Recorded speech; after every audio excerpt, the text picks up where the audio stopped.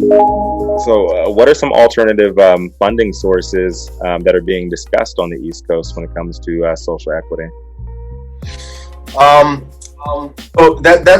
That's the one part of, I guess, the current legislation that's pretty unclear of where most of the funds are going. Right now, a lot of the funds are directed towards training police, right? Police training and making sure that they're doing it correctly, I guess. When in reality, I guess they should already be experts on the drug, because essentially that was already their job. Who's training them?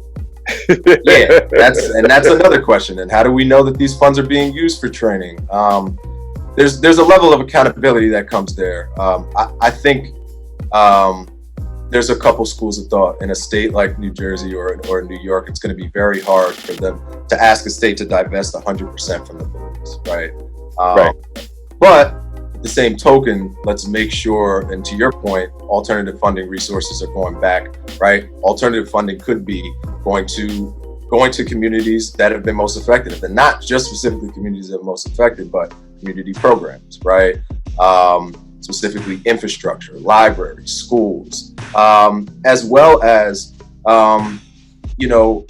substance abuse programs, right? And maybe not related to cannabis specifically, but just substances in general.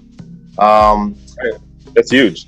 Yeah, I mean, there is, as well as education, and I don't just mean education, and I'm not talking about education for the law enforcement. I'm more so speaking about education for communities of color. How do they get in the industry? How can they team up? How can they partner? How can they gain entry to an industry that for a long time has barred them from entering? Right. So I think that's huge. There's so many more places that the money could go than I guess police and making them Police training at cannabis, which essentially I think they already probably should be. But it's another conversation.